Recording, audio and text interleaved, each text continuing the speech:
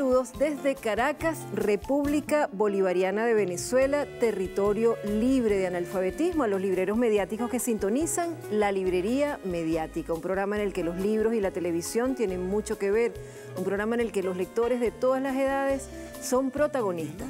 Hoy estamos con dos personas que admiramos muchísimo, a quienes hemos seguido en su trayectoria profesional y que comparten con nosotros el gusto por la lectura, el entusiasmo por Venezuela. Humberto González y Alí Rodríguez Olaya. Humberto González nos va a hablar, entre otros temas, de la revista Memorias de Venezuela. Es una revista que se publica en papel y que muchas veces nos regalan en las librerías del sur para que si no compramos nada no nos vayamos con las manos vacías. Hay que pedirla siempre en librerías del sur.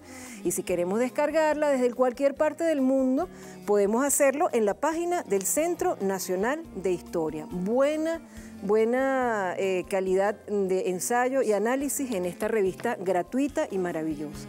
Y con Alí, además de hablar de UNEARTE, que nos va a dar además unas noticias extraordinarias sobre Simón Rodríguez, que siempre es noticia, pues vamos a hablar de este maravilloso personaje venezolano que nunca pierde vigencia, Simón Rodríguez Robinson. ¿Inventamos o erramos? Aquí lo podemos conocer en su obra y es también referido en libros como los de la colección Chirimbote de Antihéroes y Antiprincesas. Este dedicado a Galeano, que consideraba a Simón Rodríguez su maestro, pues tiene también la referencia a Simón Rodríguez. Recordemos que la Orden Simón Rodríguez se dio por primera vez a Eduardo Galeano y pronto será otorgada a otras grandes personalidades de nuestra América destacadas por la divulgación, el estudio de Simón Rodríguez. Bienvenidos entonces a ustedes.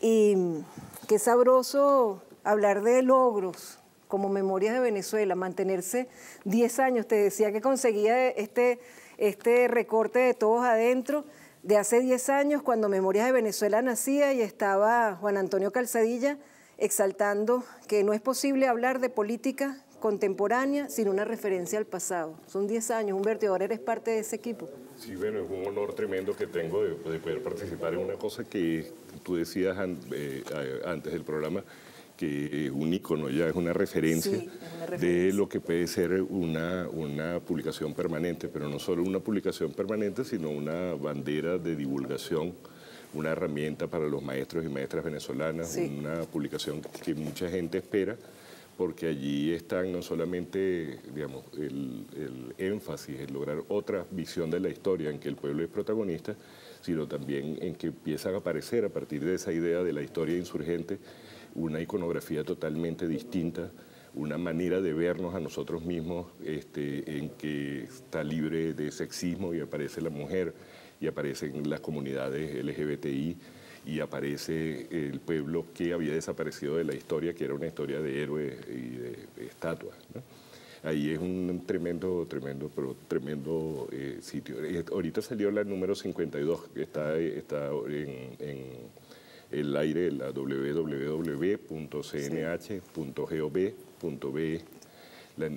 Vamos sacándola primero en digital y después vamos alcanzando la publicación impresa, ¿no?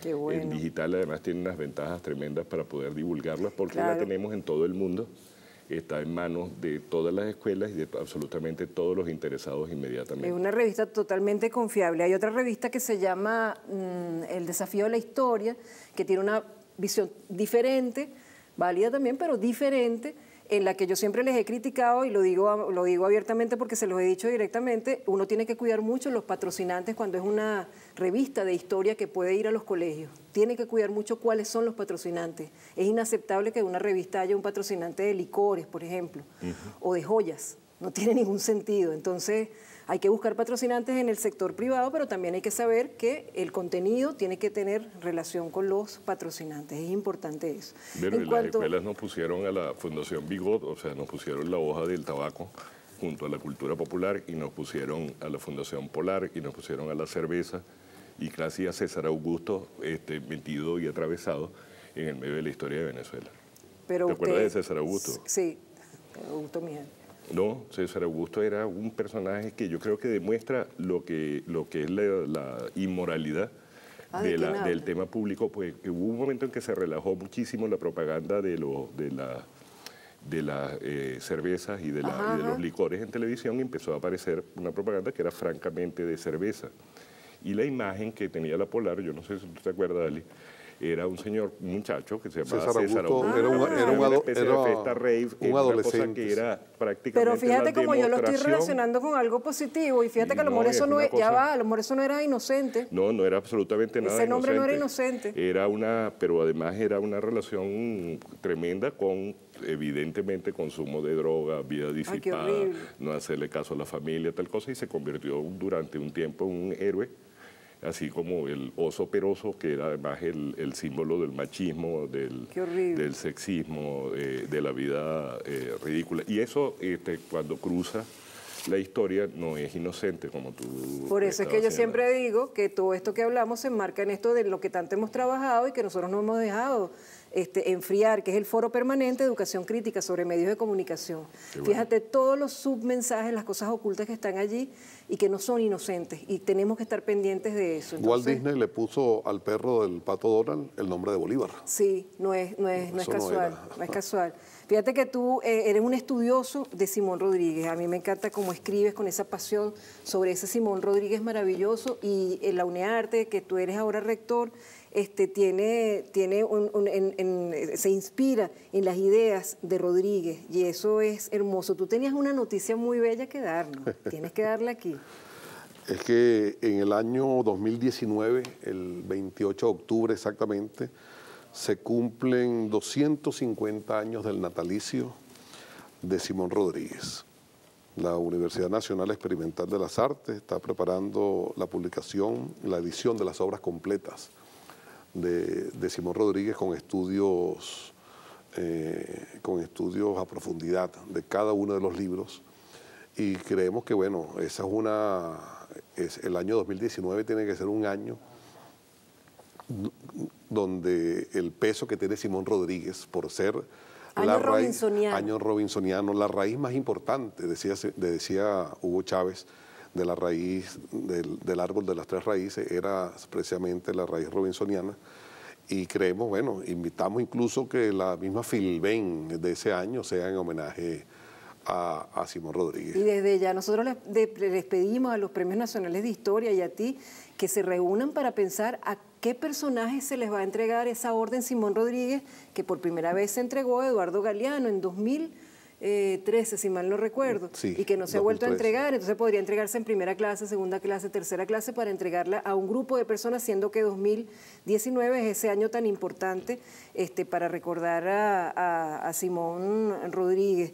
Y tenemos que recordar también, la UNEARTE era antes lo que es ahora el núcleo, por ejemplo, de Bellas Artes, en la UNEARTE. Esa sede de Bellas Artes antes era usufructuado gratuitamente por una familia particular para hacer supuestamente actividad cultural, pero que después devino en actividad comercial, y entonces se desfiguró todo ese otorgamiento de comodato de un edificio público por 20 años a una familia. Y ahora tiene un uso muchísimo más hermoso, muchísimo más, más beneficioso para toda la sociedad venezolana, y se conservan los espacios de teatro, de cine dentro de la universidad. ¿Cuántos núcleos ya hay de la Universidad de las Artes UNEARTE? Nosotros tenemos 8 núcleos en todo el país. Tenemos en Portuguesa, tenemos en Mérida, Margarita, Anzoátegui, en Sarteneja tenemos el Modesta Bor, y en Caracas tenemos el Armando Reverón, que está en Caño Amarillo, el Museo Jacobo Borges, que está en el Parque Ali Primera, y bueno, y esa sede que tú estás hablando, que fue la que inauguró el presidente Hugo Chávez, que ahora se llama Centro Rodriguiano de Emancipación Artística Aquiles Nazoa. Pero qué belleza. Ese es otro personaje maravilloso que lo tenemos como figura principal en la Librería del Sur del Teresa Carreño. Por cierto, antes de hacer la pausa que ya nos toca, el sábado que viene, bien sea en vivo transmitiendo con equipos de BTV o bien sea grabado, vamos a estar en la Librería Colombella, allá en la esquina de San Francisco, en nuestro primer encuentro de lectores que organiza la Librería Mediática, TV Lecturas y Misión Leer y Escribir.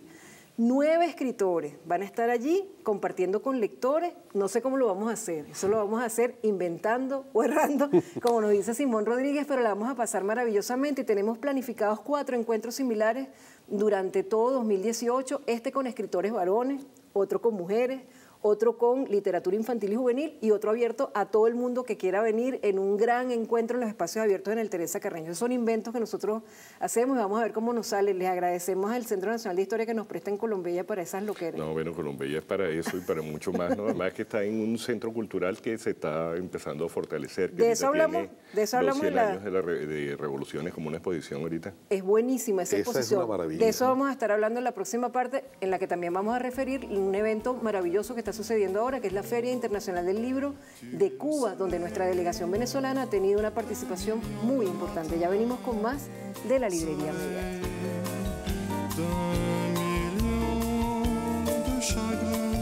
Ana, ¿qué tal ha estado esta feria, profesor? Una feria muy concurrida, una feria muy animada y además de eso, muy nutrida en cuanto a la oferta bibliográfica. Aparte de que el número de participantes de nivel internacional de distintos países es muy alto, de modo que hay toda una presencia tanto del mundo editorial como de la población cubana más diversa que está disfrutando su fiesta del libro. ¿Qué tal la participación de Venezuela? La participación de Venezuela dinámica porque ha tenido la presencia de figuras muy destacadas como el caso de Luis Brito García. Hoy se va a presentar un libro de Vladimir Acosta. Vienen estos días Laura Antillano, a quien mucha gente está esperando. Bueno, gracias a Ernesto Villegas, ministro de Cultura, por producir la Librería Mediática, que le robamos ese video grabado allá en Cuba. Bueno, nosotros teníamos la invitación del embajador Ali, allá nuestro embajador en Cuba, que nos envió el día 22 de diciembre para ir a la feria, y decía así la invitación: La Habana, 22 de diciembre de 2017, ciudadana María Elcira Matute, tengo el agrado de dirigirme a usted en la oportunidad de extenderle un fraternal saludo bolivariano y a la vez informarle que del 1 al 11 de febrero de 2018 se celebrará la prestigiosa edición de la Feria Internacional del Libro de La Habana, teniendo como país invitado de honor a la República Popular China, y estará dedicada al doctor Eusebio Leales Spengler, historiador de la ciudad de La Habana y Premio Nacional de Ciencias Sociales. Conociendo de su sensibilidad y aporte a la literatura nacional, queremos invitarla como ponente a este importante evento, contando además con la exhibición de algunas de sus obras a fin de presentarlas al público habanero. Nos encontramos realizando las diligencias necesarias a través de nuestra Cancillería y otras instituciones estatales a fin de garantizar lo relacionado con el traslado y permanencia en Cuba.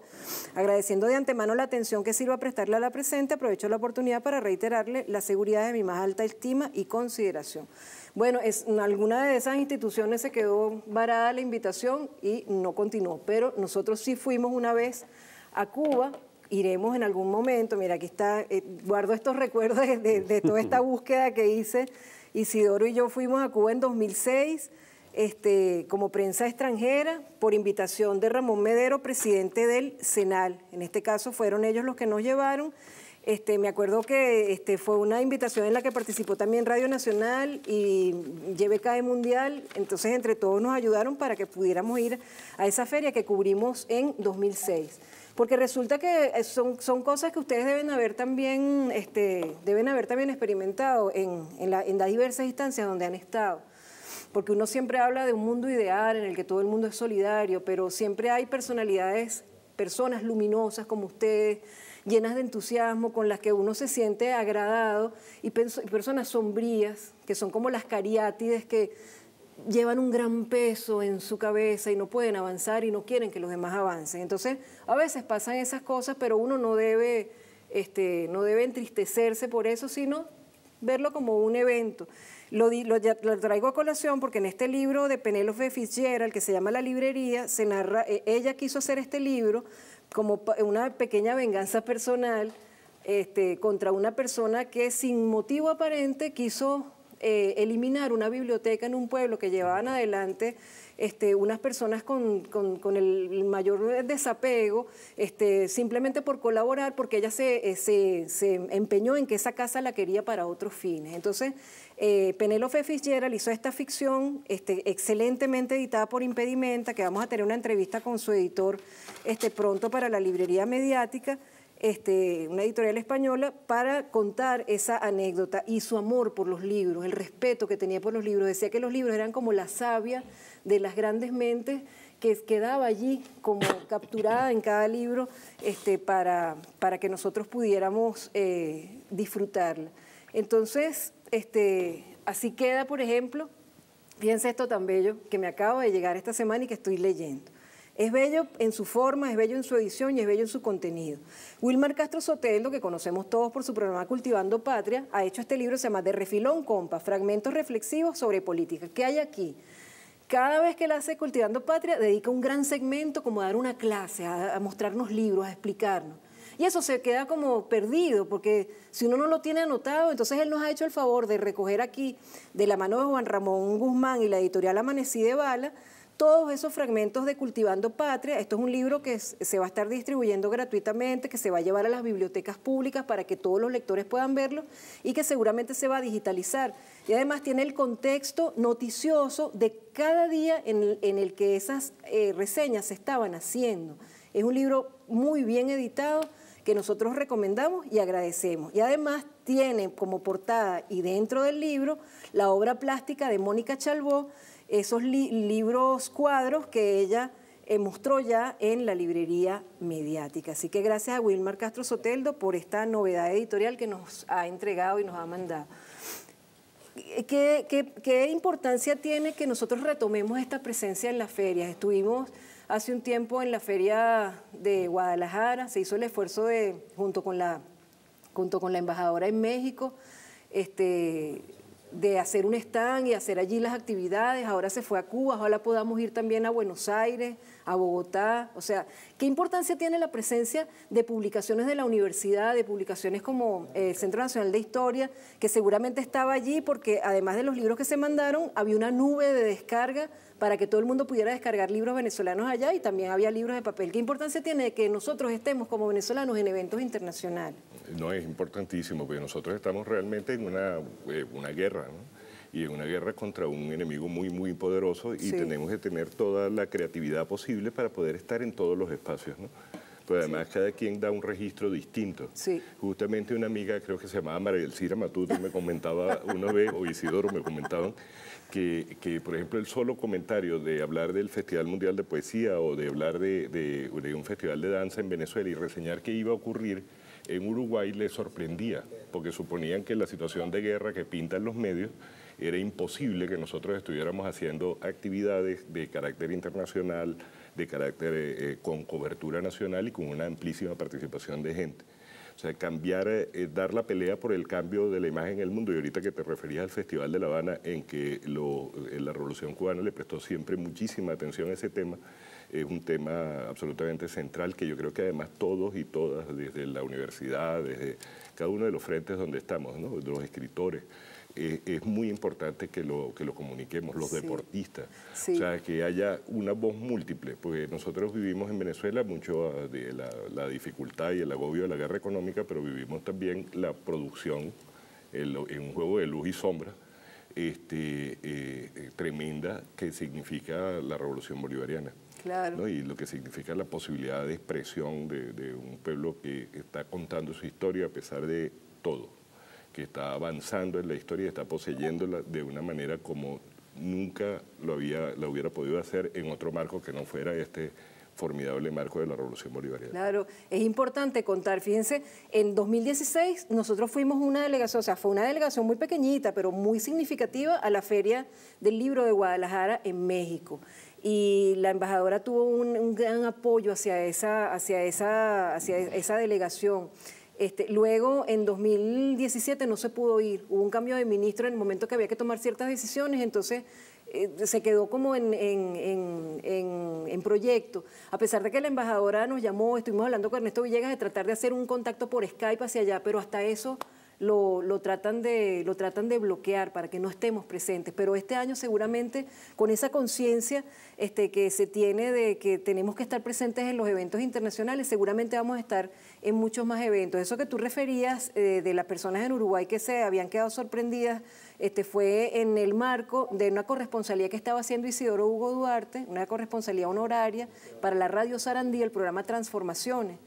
Cuando aquí estaban pasando 1000 cosas, y cosas buenas y cosas malas, que en la prensa comercial solamente se hablaba de las cosas malas, Isidoro hablaba de lo que estábamos haciendo. Y el periodista decía, pero ya va un momento, ¿cómo es que ustedes me están diciendo que acaban de venir de una obra de teatro, que fueron a un festival de poesía? Sí, aquí están diciendo que en Venezuela no está pasando eso. Entonces es importante la presencia de nosotros y sobre todo que se sepa en el mundo, por ejemplo, que hay una universidad de las artes. No es que estudias arte en la Universidad Central, que es válido, es muy hermoso, es nuestra universidad donde nos graduamos, nuestra universidad que queremos y que es de nosotros, pero porque es importante también que las universidades tengan presencia en los eventos internacionales como las ferias del libro. Mira, son vitrinas para la cultura, para el arte, para lo que es la esencia prístina de nosotros. Ahí está la identidad cultural, ahí está la memoria de lo que somos. Y es fundamental. Yo creo que nosotros tenemos que hacer el esfuerzo que está haciendo el presidente Nicolás Maduro con el petro, criptoactivo, la criptomoneda, el petro. Yo creo que es un poco eso, porque nosotros nos mostramos. Mira, la Universidad Nacional Experimental de las Artes, eso es lo que se llama una avalancha, un manantial de creadores, de cultores, de artistas. Nosotros podríamos estar en este momento en cualquier parte del mundo solamente mostrando qué es Venezuela. En danza, en teatro, en cine, en artes plásticas, en todas las artes, es decir, en los poderes creadores del pueblo, de los que nos hablaba Aquiles Nazoa y que ahora se están fortaleciendo en UNEARTE.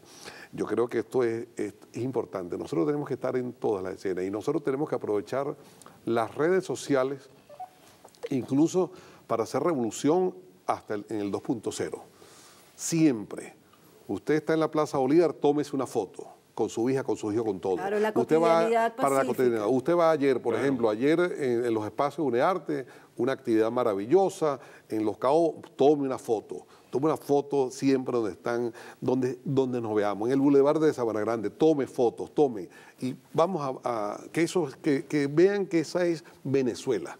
Que Venezuela no es lo que ellos desean que sea. No, Venezuela es paz, Venezuela es creatividad, Venezuela es revolución hermosísima, que va a vencer la guerra económica que nos ha estado apabullando, que nos ha estado atacando, que va a vencer la guerra mediática, con toda esta posición crítica ante los medios de comunicación. En la próxima parte del programa quiero hacerte una propuesta.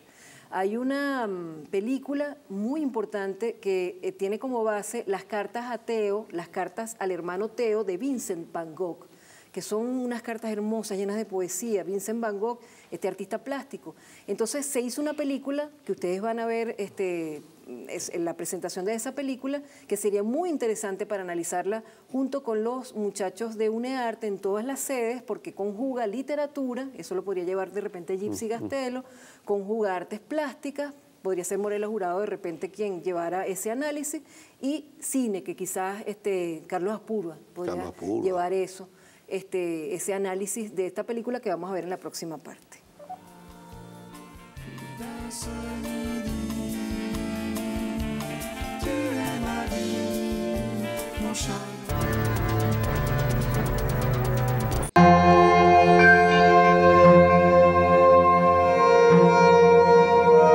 Loving Vincent es el primer largometraje totalmente pintado. Cada fotograma de la película es un cuadro al óleo sobre un lienzo. Damos vida a las pinturas de Vincent Van Gogh para contar su historia. Es una historia de misterio sobre las últimas semanas de vida de Vincent Van Gogh, lo que se le pasaba por la cabeza y lo que le sucedió. Vincent Van Gogh killed himself. How does a man go from calm to suicidal in 6 weeks? Nos quedamos fascinados con el misterio que rodeaba a su muerte. Nos pareció que valía la pena explorarlo mediante un largometraje.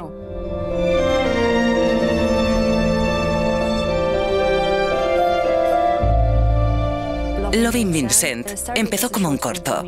Yo estudié Bellas Artes y la pintura siempre ha sido mi pasión. Echaba de menos esa parte de mi vida, el arte. Hallé consuelo en sus cartas. Cuando dudaba de mis decisiones, las leía y me sentía inspirada por él. Por eso decidí combinar ambas cosas. Ya había empezado la producción, pero justo entonces conocí a Hugh. Nos enamoramos y empezamos a trabajar juntos en esto. Y se nos ocurrió transformarlo en algo más grande. Escribimos los guiones, hicimos los storyboards, hicimos animaciones por ordenador, lo planeamos todo con gráficos por ordenador. Después pasamos a la siguiente fase que no suele existir en animación. Trabajamos con actores. Lo hicimos de este modo porque Vincent, cuando pintaba a alguien, tenía delante a la persona. Tratamos de capturar ese mismo espíritu.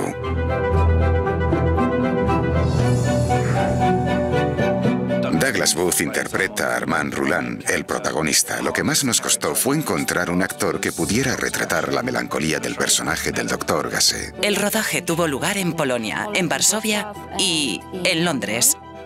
Pero el proceso de pintar la animación, que duró 2 años, se realizó en Polonia. Tuvimos que contratar pintores y enseñarles a animar. Recibimos 5.000 solicitudes de todo el mundo. Había pintores de 25 o 30 países. Primero hicimos cuadros sencillos, en los que se pudiera pintar un fotograma por hora. También hicimos la toma inicial de la película, cuando la cámara enfoca el cielo nocturno y desciende de las estrellas. Esa toma dura 30 segundos y nos costó 18 meses pintarla. Es como un cuadro que se mueve ante tus ojos en la gran pantalla. Hicimos eso 65.000 veces. Hay 65.000 cuadros que componen la película entera. Y luego la estrenamos en cines.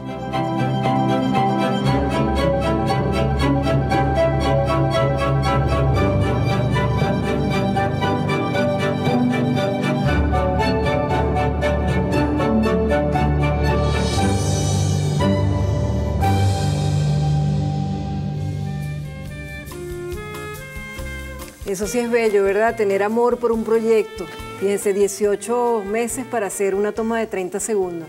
Nosotros con 18 años construyendo un país diferente. Y nadie nos va a quitar de ese camino, nadie. Ni esas sombras que quieren que no avance Venezuela, ni esas personas que dicen mentiras sobre Venezuela. Nadie nos va a quitar de nuestro camino, porque ese tipo de cosas se logra solamente con el amor. Y el amor es lo que mueve a Venezuela y se irradia hacia el mundo. Fíjense algo, mientras estábamos en Montevideo, Uruguay, se nos fue Ana Enriqueta Terán. Estábamos en un café y me llega la noticia, me pega, empiezo a llamar al canal que repitan la entrevista que le acabamos de hacer hacía 2 meses, la entrevista que le habíamos hecho hace 10 años, y en el momento que estoy terminando de pasar el mensaje y que me dicen sí, está bien, está aprobado, empieza a sonar en el café donde estábamos en Uruguay, Mujer Divina, de Joe Cuba, que era la canción con la que habíamos musicalizado el programa. Son las cosas, ¿verdad?, tan hermosas, tan mágicas. Y también se nos fue alguien mágico, Nicanor Parra. En Letras de Ciudad Caracas, José Carlos de Nóbrega escribió esto sobre Nicanor Parra, de Chile, que murió de 103 años. La propuesta antipoética de Parra bordea la oralidad mágica del habla popular, el humor negro y los juegos enternecedores con el lenguaje, como si se tratase de la voz salvaje de niños, adolescentes o locos de pueblo. También José Gregorio Vázquez escribió en Letras de Ciudad Caracas del 28 de enero, el poeta ahora está lejos de todo acomodo del tiempo. Este tipo de películas, este tipo de obsesión por un trabajo hermoso es lo que ustedes los mueve a ir adelante con esos proyectos en los que están involucrados. Claro. Siempre, cuando yo te vi en la Biblioteca Nacional, tú eras el motor de la Biblioteca Nacional, estabas allí, tú en la UBB, o sea, siempre ir más allá de cualquier obstáculo. ¿Crees que eso podría ser posible, hacer un evento en la universidad para analizar una lectura colectiva de las cartas al hermano de Vincent Van Gogh, la obra de Van Gogh Y la realización de una película así, ¿crees que sería estimulante para los alumnos? Creo que sí, eso es importantísimo y sobre todo ahora que se está reactivando la sala de cine Margot Benacerraf en el Centro Rodriguiano de Emancipación Artística Aquiles Nazoa. Creo que es importante sobre todo porque convergen muchas artes en una sola. Y nosotros tenemos muchos ejemplos de esa convergencia. César Rengifo era un ejemplo. Sí. ¿Te imaginas una película sobre César Rengifo así, que este tratamiento? Que parta ahí del mito de Amalivaca. No. Y que se vea los murales que están en los próceres, con la historia nuestra. Esa historia tan importante de la que hablaba el mismo Simón Rodríguez, que decía para nosotros más importante entender a los indios que a Ovidio. Claro, porque fíjate la claridad de colonial raíces que tenía Simón Rodríguez para esa época. Es increíble la descolonización mental que es tan necesaria, ¿verdad, Humberto? Y que para ello nos ayuda la lectura de Memorias de Venezuela, que sigo insistiendo, tiene 10 años, pero ya es una revista referencial, como lo fue Marcha en Uruguay, como lo es ahora en Uruguay Caras y Caretas, que podemos ver en internet, carasycaretas.com.uy, que vamos a tener una entrevista, como ya lo es también el Correo del Alba. ¿Se animarían ustedes también a hacer una labor conjunta junto con UNEARTE para este evento en todas las sedes? Y que, bueno, y una de las cosas que nosotros hacemos es trabajar muy estrechamente con UNEARTE, ¿no? Y ya pronto va a ser profesor de UNEARTE. Eso. Públicamente. Ay, dime, país de oyente. Y que levanta la mano. Mira, profe. No, pero fíjate que trabajamos en cosas que yo creo que uno tiene que andar diciendo por todas partes. Por ejemplo, el Programa Nacional de Formación en Historia, que reafirma la fuerza de otra historia, de otra manera de verla, de otra manera de estudiarla, y además con muchísima mayor flexibilidad, quitando mucho de lo que es el adocenamiento académico para poder ir más bien a la profundidad, al sentido. Es una cosa que hacemos con UNEARTE y lo hacemos en varias partes del país. Además, por ejemplo, Ali es estudiante del doctorado, pues se avanza en la maestría y el doctorado. Cuidado, tiene un problema con el rector. Cuidado. Y o sea, se trata justamente de desarrollar el sentido para que las partes luminosas sean las que vayan y brotando, las articulaciones, ¿no? Sin egoísmo. Yo creo que el Ministerio de la Cultura también tiene que apoyar las articulaciones sin egoísmo. Bueno, y apoya, por cierto. Sí, y por apoya eso y trabajamos muy bien con el Ministerio de la Cultura, pese a que ahorita el centro depende desde la Secretaría de la Presidencia. Eso es lo que te iba a decir. Sí. Pero fíjate, por ejemplo, una articulación con ustedes como esto de que la librería Colombella, que está en el centro cultural Casa del Bicentenario, la antigua biblioteca Simón Rodríguez, la antigua sede de la Biblioteca Nacional, Metro Capitolio, de esquina de San Francisco a la Bolsa, cerquita tengo que dar todos los datos, pero hay una gente que se me pierde. Pero y sin embargo un sitio tan céntrico, ¿no? Frente al Palacio Federal Legislativo, al lado del Palacio de la Academia. Ahí vamos a estar a las 9 de la mañana en punto el sábado que viene haciendo nuestro encuentro de lectores, y tú vas a estar, ¿verdad? Pues tú eres lector de Luis Brito, de Vladimir Acosta, de un montón de gente que va a estar allá. Me resulta inevitable, además soy amigo de la organizadora. Es un invitado especial. Y Pedro Calzadilla también, Pedro, tienes que ir. Tú viste la librería promete, además, en la medida en que vaya cobrando vida, tener muchísima fuerza, está ahí dentro del Centro Cultural, pero ahorita además tenemos la exposición de 100 años de revoluciones. Es bella. Que es una película caminante, es una película que uno va caminando. Una película a lo largo de la vida que además desde el punto de vista de descolonización yo creo que es tan importante. O sea, yo incluso he visto a gente que tiene una amplia formación, que de repente pasando por el recorrido de la exposición, descubre un montón de hechos que han estado escondidos. Cuando la vi la primera vez. Por ejemplo, la imagen gigante de Tomás Sankara, entonces he visto un montón de gente descubriendo quién es Tomás Sankara, el Che africano, qué es la revolución, qué significado tiene Burkina Faso para nosotros. Exactamente. Pues además tiene un significado muy fuerte para nosotros y ha sido escondido, ocultado. O las imágenes de Clara Zetkin, de la cual ahorita, 8 de marzo, tenemos el Día de la Mujer, toda la lucha feminista, que no es una imagen para nosotros conocida.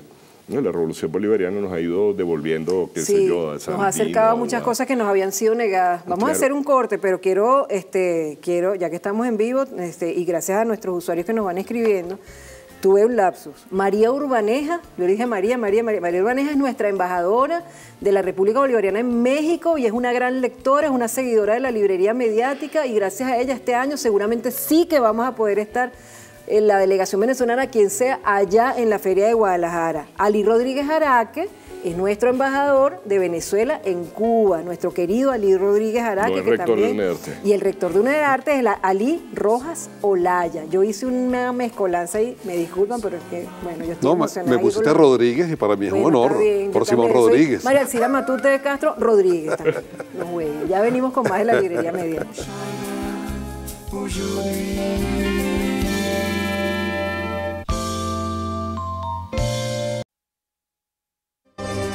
El conjunto total de las reclamaciones llega a 186.400.000 bolívares. ¡Disparen!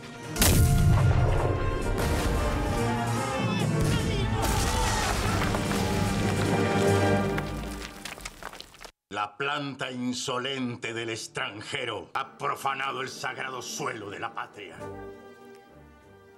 Bueno, imagínense ustedes esa película que la hemos visto acá en Venezolana de Televisión, que la hemos visto en cines, escrita por Luis Grito García, dirigida por Chalbó. Tuvimos en un cineforo en el Centro Simón Bolívar de Montevideo, en el Centro Cultural Simón Bolívar, en nuestra embajada de Montevideo, con esa película, y presentamos allá nuestro libro. Qué importante y qué vigencia tiene lo que allí sucedía. Si empezamos a analizar lo que sucede hoy en el país, qué importante es que estas películas sigan estando en cartelera, tengan una divulgación en plazas, en parques, que esta película se siga divulgando en Venezuela y en el mundo. Es importantísimo que esta película la sigamos viendo y la sigamos analizando. Yo la he visto 7 veces, ¿verdad? Y en cada una de las veces le he conseguido cosas diferentes. Me ha interesado estudiar la figura de Cipriano Castro, que antes se nos dibujaba como, no, el muchachito ese sinvergüenzón que tenía muchas novias. No, señor, eso no es Cipriano Castro. Pero además un payaso dictador. Sí, lo que sale allí con los medios, lo mismo que decían contra Chávez. Hay muchísima, pero prácticamente uno de los ejemplos de campaña mediática contra alguien para destruirlo y ridiculizarlo. Sí. Bueno, lo tenemos en biblioteca con la reseña de la imagen de Cipriano Castro construida por los medios internacionales y por su aliado nacional. Eso también forma parte del Foro Permanente Educación Crítica sobre Medios de Comunicación, que seguimos haciendo, todo lo que nos interesamos por tener esa postura crítica. El caso de Cipriano Castro tiene el paralelo, por supuesto, en la injerencia imperialista y en el uso descarado de la fuerza por las naciones que se llaman a sí mismas civilizadas y cultas, ¿no?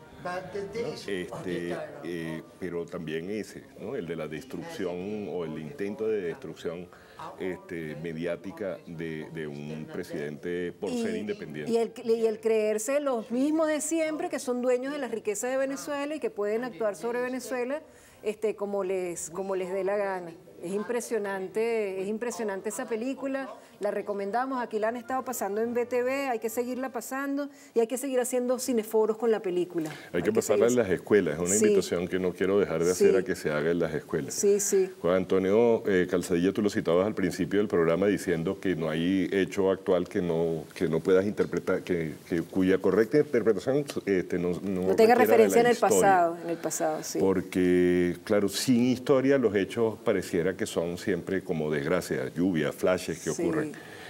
Cuando lo ves con historia, y esta es una manera de verlo con historia bien próxima, bien contextualizada. Eso impresionó mucho a los uruguayos que fueron a ese cineforo, eso lo vamos a pasar. Además con luces y contrastes, porque es que no se trata entonces ahora de que Cipriano Castro era perfecto, ¿no?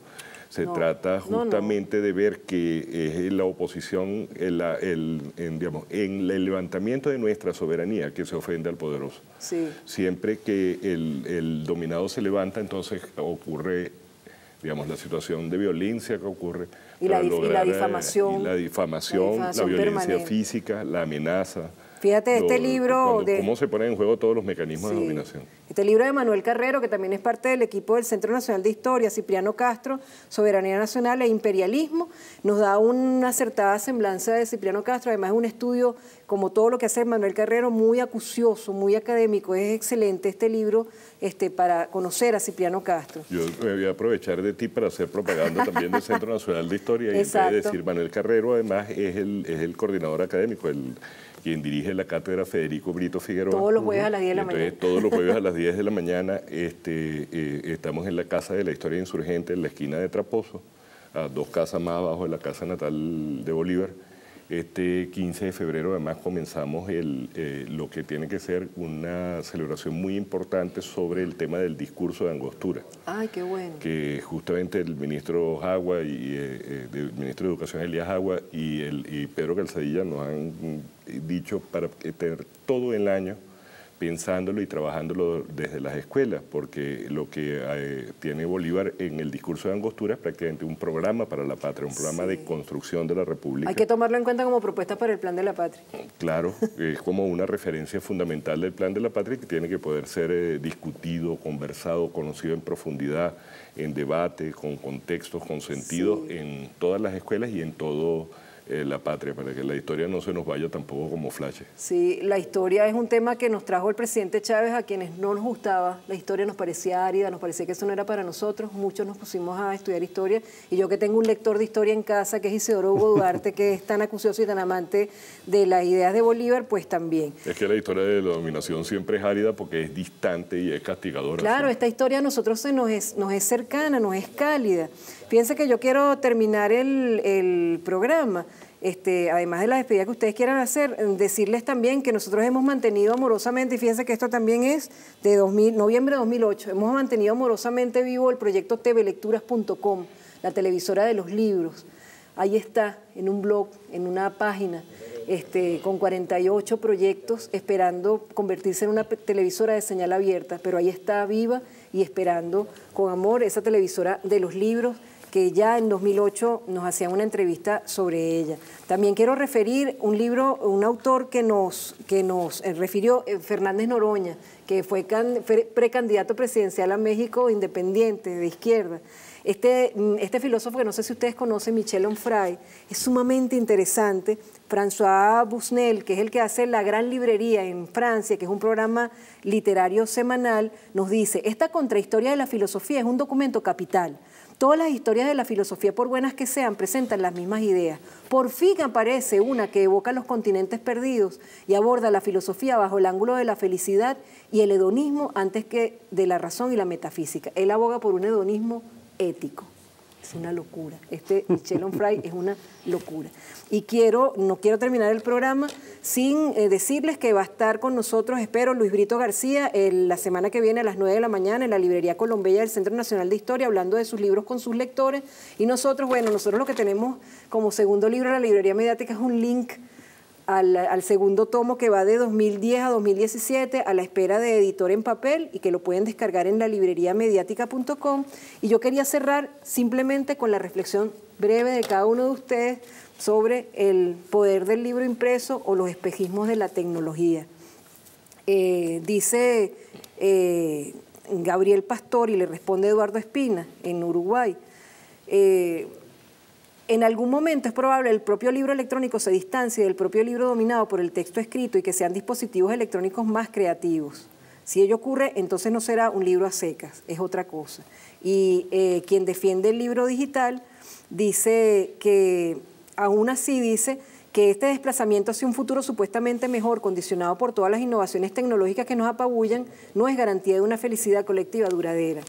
Para mí, no hay relación de afecto entre un link. Sirve como divulgativo, pero yo defiendo, como defiende el presidente Nicolás Maduro, la costumbre centenaria de leer libros de papel, y que el link a un libro digital sea divulgativo, que acompañe. ¿Cómo lo ven ustedes para cerrar? Ya para cerrar. Yo lo veo como un complemento. Complemento también lo veo. Sí, yo soy amante de tener mi libro así. Y uno va en el metro y uno va leyendo, y uno va en la camionetica y uno va leyendo, ese apego al papel, incluso cuando pasan las páginas. Yo creo que eso es algo que nosotros tenemos que hacer un trabajo muy duro en relación a eso, y creo que, bueno, vamos a salir de esta guerra económica y sobre todo haciéndole caso a eso de lo que nos decía ese hombre, Simón Rodríguez. Entre la independencia y la libertad hay un espacio inmenso que solo con arte se puede recorrer. Claro, qué hermoso. Yo creo que nosotros estamos recorriendo ese arte. Fíjate que el espacio es grande, no dice que es pequeño, él lo dice. Nosotros tenemos muchas cosas para meter. Pero ya no está diciendo cómo lo podemos recorrer, con arte. Con arte. ¿Tú qué dices? Con arte, ¿no? Muy hermoso, ¿no? Es que cada cosa que me enseña yo me quedo, todavía estoy anonadado por la película de Vincent Van Gogh. Ajá. No, hay una manía de asociar lo contemporáneo con la tecnología, asociar además el bienestar con la tecnología, y la tecnología se supone que es, en una única interpretación desde lo humano, una herramienta para lo humano, una manera de potenciar otras posibilidades de hacer cosas que no podríamos hacer. Lo sentimos como acompañamiento, entonces. Pero con el capitalismo la tecnología se impone como prácticamente la regla de vida. Y hay gente que cree que se renueva la vida porque se renueva la tecnología. Y siempre que alguien se vaya corriendo detrás de un juego de video y se quede solo con la tecnología, lo que está es empobreciendo su vida. O sea, porque no se convierte en un medio de comunicación, en un medio de ampliación de la humanidad, si no está acompañado además de todo lo que es la historia cultural y el acervo cultural de la humanidad. El libro es una cosa hermosísima como está en papel, y puede ser muy hermoso también digital. Y son dos maneras de poder estar en familiaridad permanente con la humanidad, porque eso es la lectura. La humanidad es la lectura. El verdadero venezolano, mapa de la identidad nacional, de Luis Brito García. Vamos recorriendo este libro y Luis nos acompañará también a hacer un programa especial sobre este libro que lo merece. Aquí explican el origen de la risa y cómo la risa era, cómo la risa era considerada en otros tiempos, entre otras cosas maravillosas que le hemos oído a Luis cuando muchas veces recorremos caminos juntos. Y está aquí en este libro que uno puede acariciar, libro de papel, El verdadero venezolano, mapa de la identidad nacional. Los esperamos entonces el próximo sábado a las 9 de la mañana, el sábado 17 de febrero, en la librería Colombella del Centro Nacional de Historia. Los invitamos también a leer siempre, a leer de todo, hasta el próximo programa.